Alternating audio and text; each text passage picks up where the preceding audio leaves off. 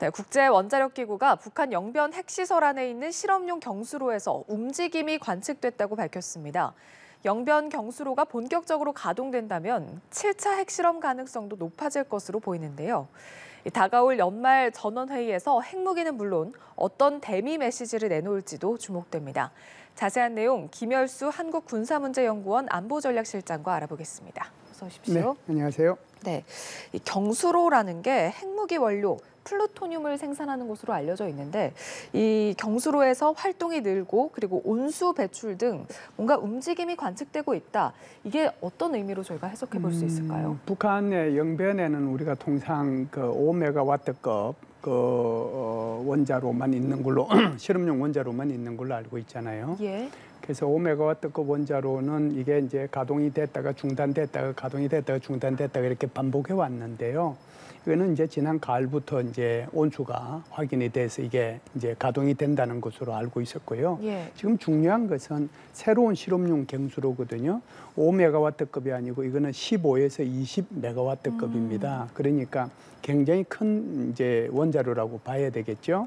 그래서 여기서 이제 시험용으로 지금 이제 시험을 하고 있으니까 온수가 배출이 되지 않겠습니까? 예. 그러다 보니까 5메가와트급은 이미 이제 가동이 되고 있는 거고 이번에 이제 파악된 것은 실험용 경수로 거기에서 지금 시험적으로 지금 경수로를 운영하고 있는 게 아닌가 이렇게 파악이 되는 거죠. 그러니까 완전 가동 전에 시운전에 들어갔다. 그렇죠. 시운전에 이렇게. 들어간 거죠. 예. 자, 북한이 만약에 이 경수로를 완전 가동하게 된다면 앞서도 언급을 해주셨지만 이 플루토늄 생산량이 현재보다 약 4배에서 5배 정도 늘어날 수 있다라는 분석도 있거든요. 예. 네, 앞서 김정은 위원장이 노동당 전원회의에서 핵탄두 보유량을 기하급수적으로 늘려라 이렇게 지시를 하지 않았습니까? 그 지시의 일환으로 보면 되겠습니까?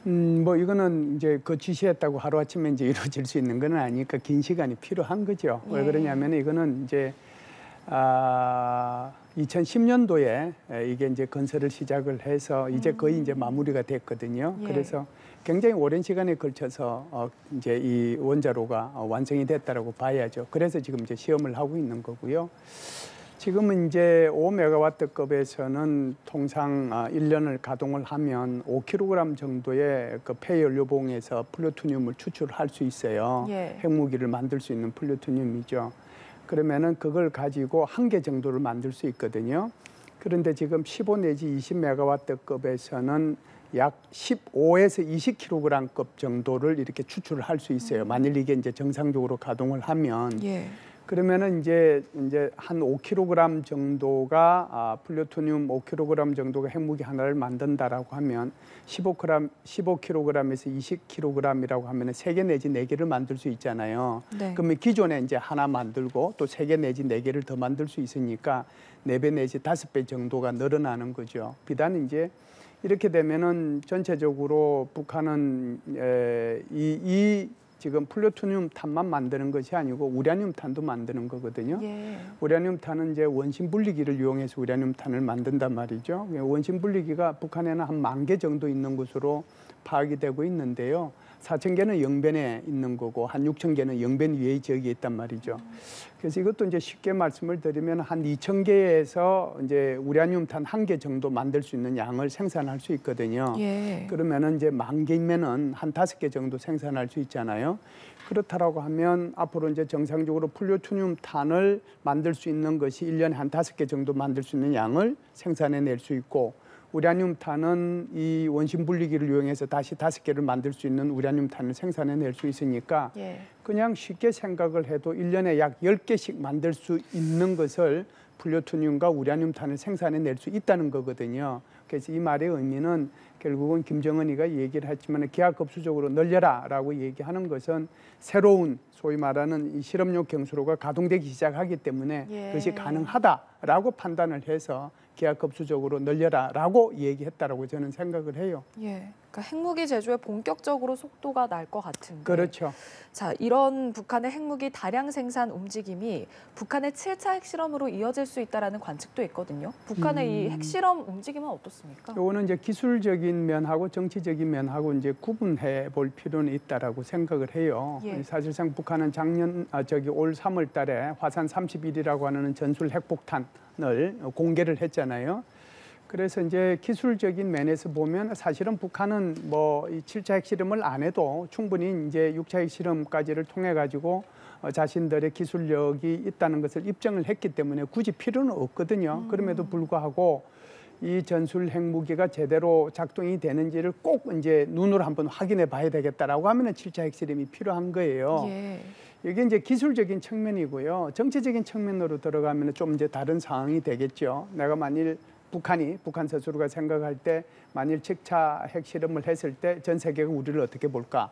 특히 뭐 미국을 포함한 서방 세계에 그렇다고 하더라도 중국과 러시아가 이 7차 핵실험에 대해서 용인해 줄 수 있을까? 그런 이제 생각을 해볼 수 있겠지요. 그래서 7차 핵실험이라고 하는 것은 기술적인 측면보다는 오히려 정치적인 측면이 더 많이 작동을 해서 하는 것이 국가 이익인지 또는 아닌지 만일 하게 되면 이제 지금까지는 미사일 발사하고 그랬을 때는 다 유엔 안전보장이사에서 거부권을 행사해 왔거든요. 예. 중국과 러시아가 7차 핵실험까지 했는데 이것을 거부권을 행사할 것인지 그거는 의문이단 말이죠. 그래서 오히려 이때는 이제 더 큰 대북 제재가 들어갈 수 있기 때문에 여기에 대한 정치적 판단을 하지 않겠는가.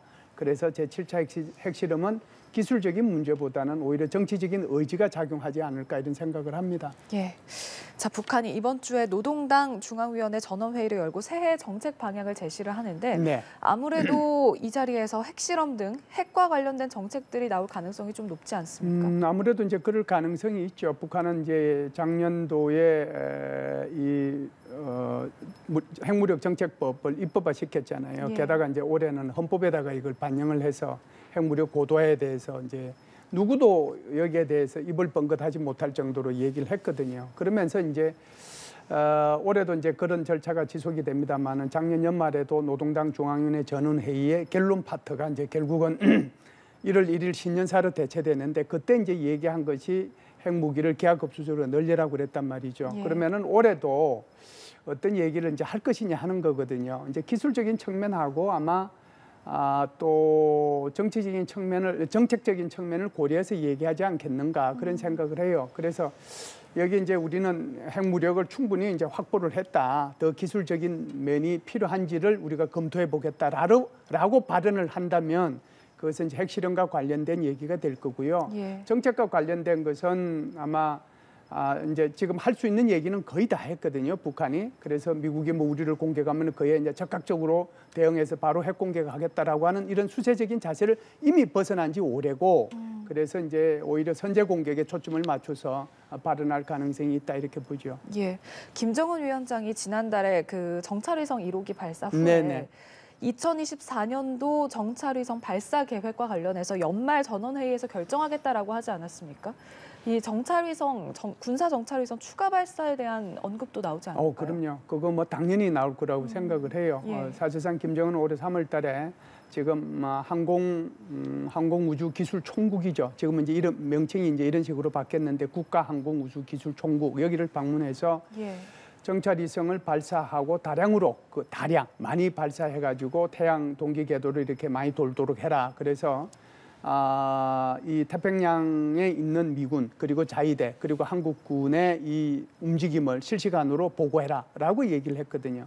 게다가 이제 11월 달에 정찰위성 발사에 성공하고 난 뒤에는 지금 말씀하신 것처럼 노동당 중앙위원회 전원회의에서 이 문제를 결정하겠다라고 얘기했거든요. 그래서 아마 이번에 그 얘기를 아마 하게 될 겁니다. 그렇게 되면 내년도에는 적어도 제가 볼 때는 2번 내지 3번 정도 북한에서 정찰위성을 발사할 가능성이 있고요. 예. 또 하나는 이런 이번에 발사했던 그런 정찰위성보다는 더 작은 소형 정찰위성 그것도 발사할 가능성이 있거든요.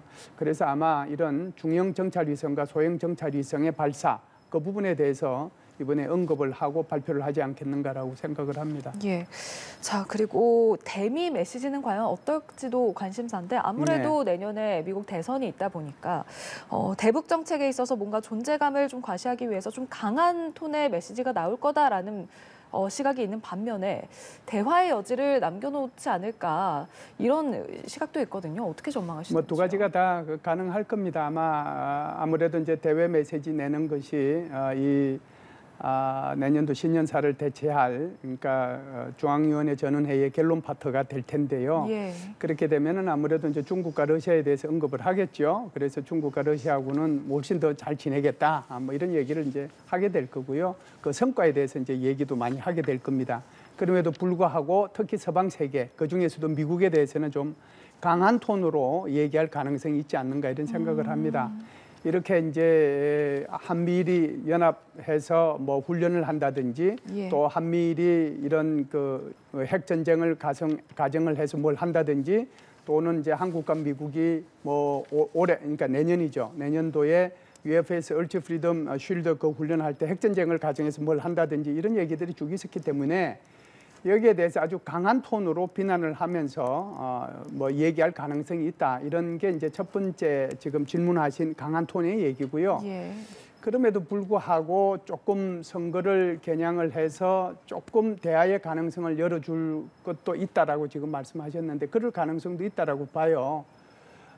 왜 그러냐면은 이제 트럼프 대통령이 이제 트럼프 대통령 측이죠. 트럼프 대통령이 직접 얘기한 게 아니니까.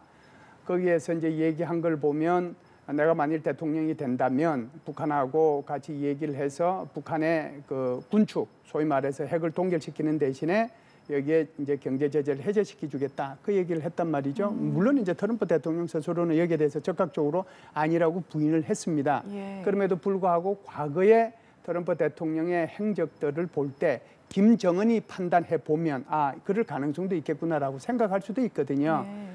그렇다라고 하면은 대화의 가능성을 이제 열어둘 그럴 필요는 있겠죠. 그러면은 이제 이렇게 얘기하게 될 겁니다. 두 개를 묶어서 만일 미국이 북한의 핵 주권을 존중해 준다면 우리는 언제든지 대화에 나설 가능성이 있다. 굉장히 애매한 말이죠. 예. 핵 주권을 존중해 달라라고 하는 것은 핵무기 보유 국가에서 인정해 달라라고 얘기하는 거고 경제 제재를 해제해 달라라고 얘기하는 거잖아요. 근데 그걸 내면서 그거 자체가 하나는 좀 강한 발언이 된과 동시에 대할 수 있다라고 하는 것을 열어놨기 때문에 두 가지를 다 해석할 수 있는 가능성은 항상 있지요. 알겠습니다.